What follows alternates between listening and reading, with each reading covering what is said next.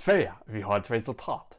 This is Tom Kunti from Shanghai, back for another Eurovision reaction video. Tonight I'm reacting to Hold Me Closer by Cornelia Jakobs. She's won Melody Festival and will represent Sweden in Eurovision 2022, and listen, react and see how this could do in Turin. So let's kiki. As always, you can use the progress bar if you want to skip straight to my reaction, which is usually after around 3 minutes, or if you want to skip to my predictions on whether this will qualify or not at the end of the video. First of all, let's talk about Sweden. Now, Sweden are one of the most divisive countries in the competition. Now, I think that comes with the territory of being one of the strongest. Whenever a country's doing very, very well, people start to have very strong opinions about it. Justifiably, if you don't like their music and they're doing very well, it can be a frustrating experience. In my case, where I do like the majority of the songs that they send, I don't mind them as much, and actually I really enjoy Melody Festival because I think it's very well produced. I think there's good quality every year, most years, etc. So yeah, look, it's something that gets people very riled up. Me personally, I'm on the side of the fence that I really enjoy Sweden in the competition. Whether I like their song or not, I always think that they take it very seriously. I think that they've built Melody Festival up into this big institution that I think it's hard not to respect. It is very one note.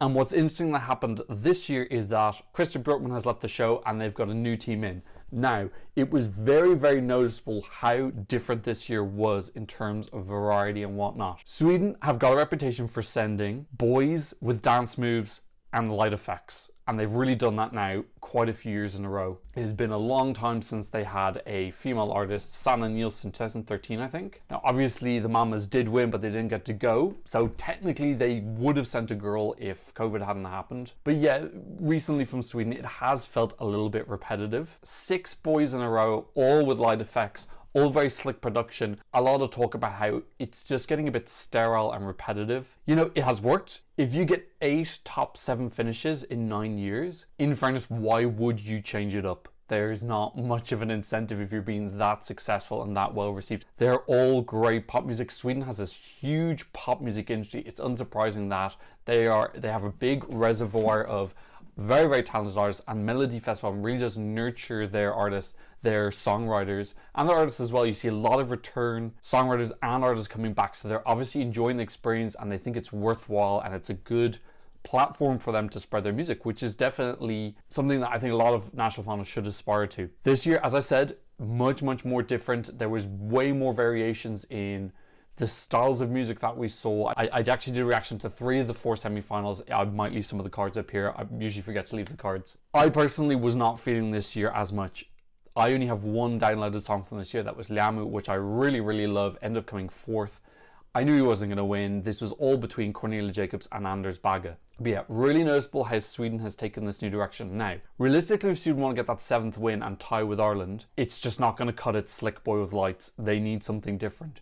So maybe that is the decision making behind them purposefully going out of their way to pick music from different genres this year. So it could be just because they're new producers. It could be because that's all that they were offered in terms of submitted songs this year.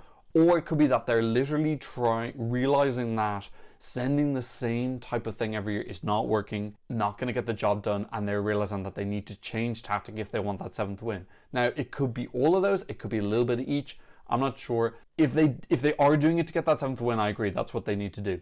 Cornelia Jakobs was the winner this year. Definitely a more unusual and different sounding winner than before. She came 2nd in the televote and she won the jury. Really, if it wasn't for the jury, Anders Bagge would have gone.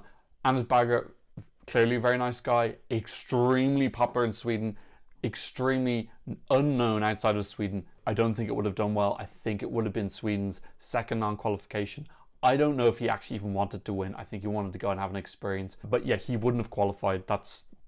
I am very confident in that. 2nd semi-final is very tough. The song is way too dated. I get that there's a very strong emotional connection with Swedes to him, but that just doesn't exist outside Sweden. So when you take that emotional connection away and you look at people's reaction and you look at the jury's reaction in the final, no, it wouldn't have qualified. If you need a reason why juries exist, this is one of them. There's nothing that gets the Eurovision community more riled up than Sweden, and Italy is actually starting to take over that mantle for being this like extremely divisive conversation piece. I'm reacting to the video that they uploaded onto the Eurovision channel. I presume it's going to be her final performance, so one of them are secret bang.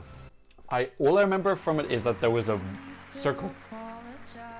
This start of the song sounds so much like Lana Del Rey. that vocal, that very soft, a little bit deep vocal. And the thing is, this is quintessentially un-Sweden. Sweden before is hyper choreographed, and this is very ad-libby. I think this is the final. It looks like Friends Arena. I like that it looks like they visually just said, just sit there and do your own thing. It's very organic and more natural. Oh yes, this is different than what I saw in the semis, I think. This violin seemed a little bit more prominent than I remember as well.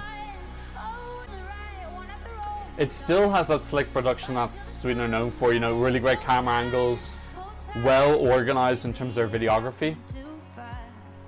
Okay, beats coming in, end of the first course.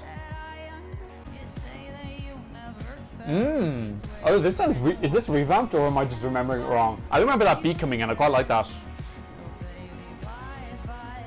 I do feel like it's lost the Lana Del Rey vibes by this point. It is starting to go into a more standard pop song. But yeah, it's nice staging. I think she's very magic, because really the staging on paper is just her with a green circle. But she sells it. She's an actress. But really, it does feel like a disguised song. It is a pop song, but it's disguised as something a little bit maybe more indie and a bit more raw. She's kind of giving off badass vibes now, like she doesn't care, which I like. Throwing a microphone on the ground, great.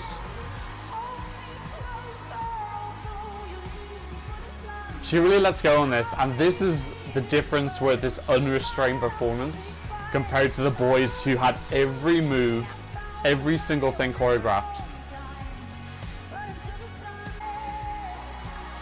And you know, she's on a similar platform to Lorraine with the bare feet. That kind of like, we've seen that quite a lot. We saw Lorraine do that. We saw Emily de Forest in 2013.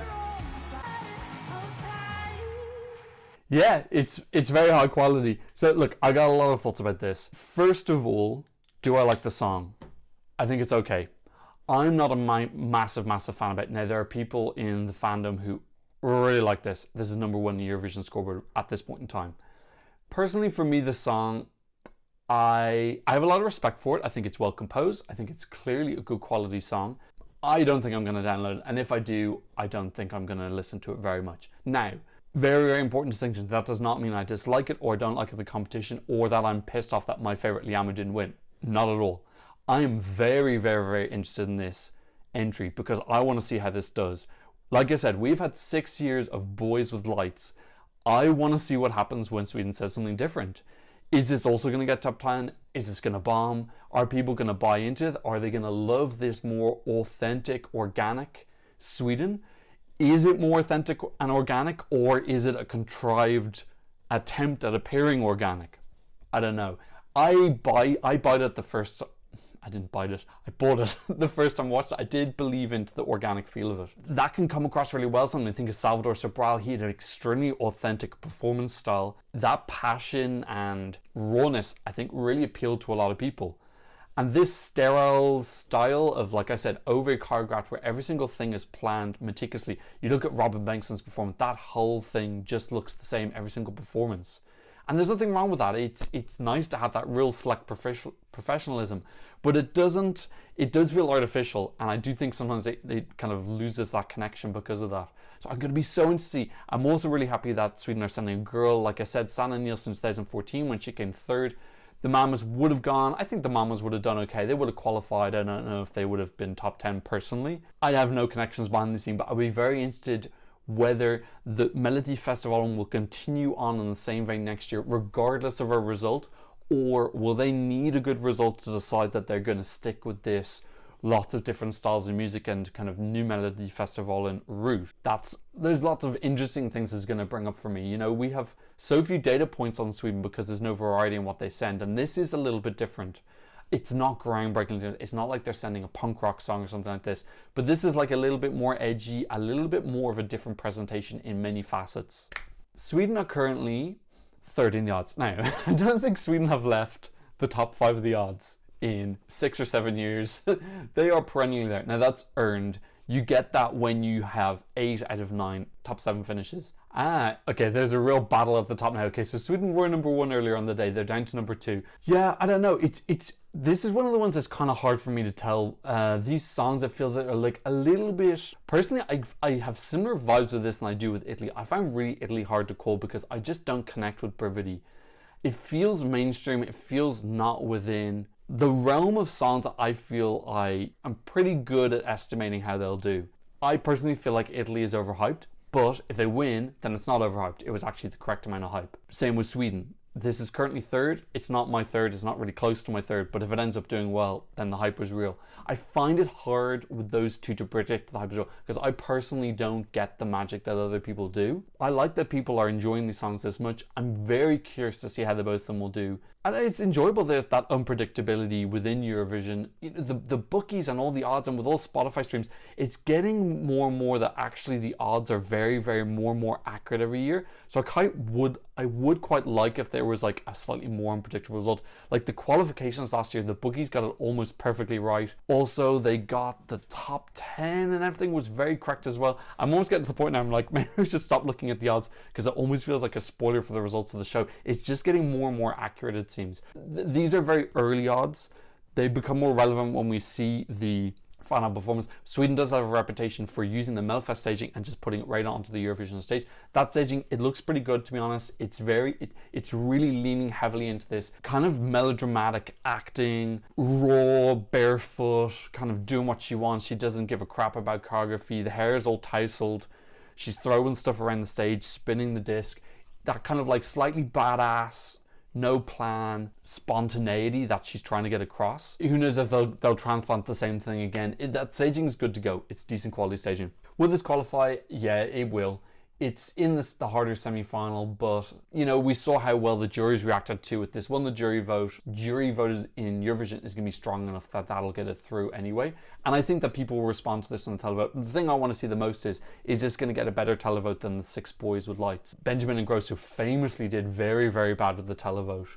I think he got 23 points or something. So look, it's going to be weird for me not liking the Swedish song this year, but I still really wish them well. I love Sweden. I lived there for 4 months. I think they're like number 1 or 2 in my overall rankings. And for all the reasons I mentioned, I'm really curious to see what's going to happen in Eurovision with Cornelia. So I wish her well.